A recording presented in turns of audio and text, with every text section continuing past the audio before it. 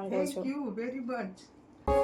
ઉગ્યો રે ધબકારો ખમ્મા મારા નભનો તારો ખમ્મા નજર તો તારો ખમ્મા હો આતમનો અણસારો ખમ્મા મારો નવો જન્મારો ખમ્મા નજર તો તારો ખમ્મા હો.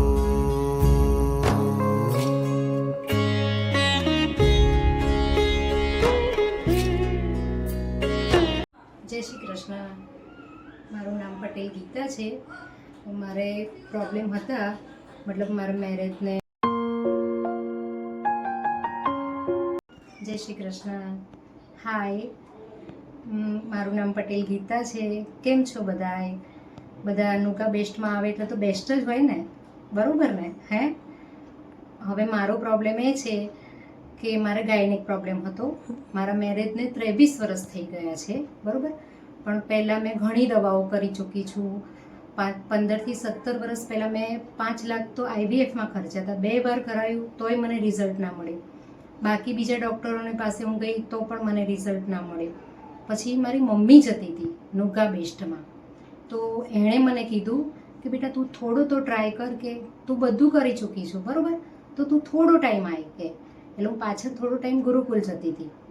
પછી નુગા બેસ્ટનું મને અહીંયા શાસ્ત્રીનગર મારી મમ્મીએ સજેસ્ટ કર્યું, બરાબર. થોડો ટાઈમ હું ત્યાં ગઈ. મારા હસબન્ડને કમરનો પ્રોબ્લેમ હતો તો મહિનો એ ત્યાં ગયા તો એમને તો બહુ જ સરસ થઈ ગયું, મહિનામાં સારું થઈ ગયું.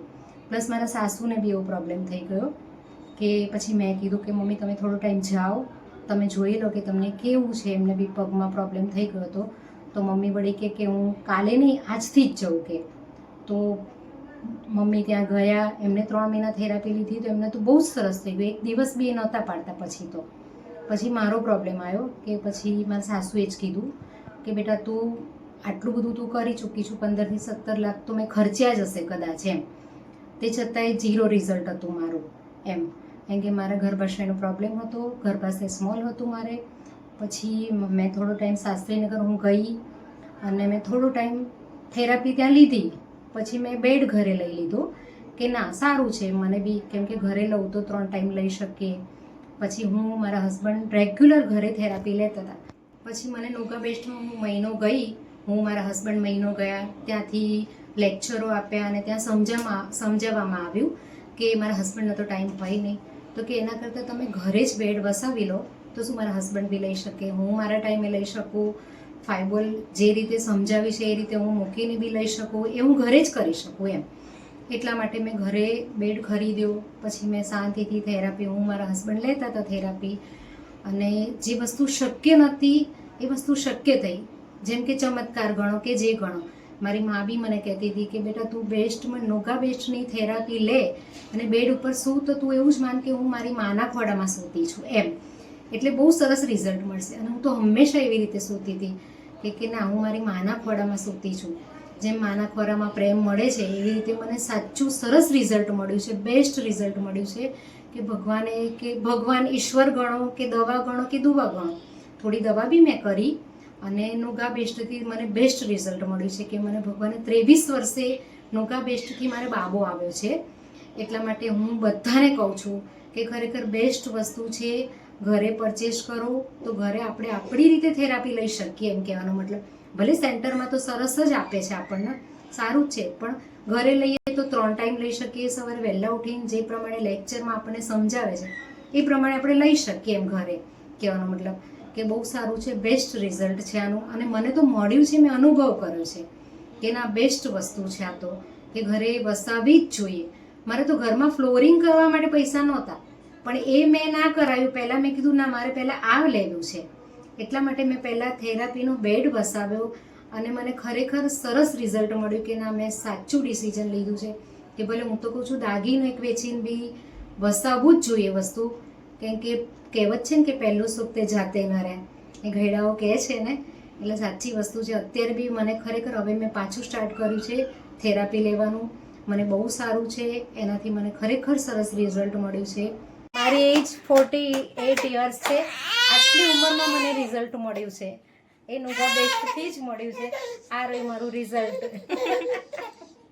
હાય, જો આ નુગા બેસ્ટનું મારું રિઝલ્ટ છે અને હું કહું છું કે ઈશ્વરે કે ભગવાને કે નુગા બેસ્ટે મને આટલું સરસ ફળ આપ્યું છે કે જે ખરેખર કલ્પના બી મને નહોતી. મારો પરિવાર એટલો ખુશ છે કે આજે હું એટલી બધી હેપી છું કે એના પપ્પા, એના બા દાદા કે અમે જીવનમાં કલ્પના બી નથી કરી કે ભગવાને કે નુગા બેસ્ટે મને આ રિઝલ્ટ મળશે એમ. કે ખરેખર થેન્ક યુ કે બેસ્ટ જ છે નુગા બેસ્ટ, તો ખરેખર બેસ્ટ જ છે.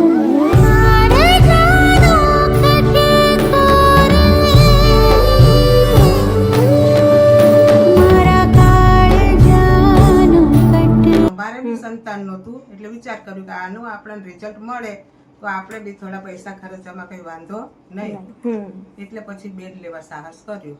You very much. સરસ. શું કહેવા માંગો છો, બોલો. બસનો આભાર એમ. તો સારું થયું ને પૈસા ખર્ચી લીધું તો એમ. બેબીની મારે એવી ઈચ્છા હતી કે એને કંઈ ભગવાન જો આપે ને તો વધારે સારું, એટલે આપણે તો ભગવાનને પ્રાર્થના કરીએ છીએ. અને કારણ કે બેડ તો આપણે તમને ખબર છે મધર બેડ છે એ તો સાહેબનો, મિસ્ટર તો સોહમનો, કારણ કે એમની મમ્મીને તકલીફ હતી ને એમને આ કર્યું છે સેન્ટર ચાલુ.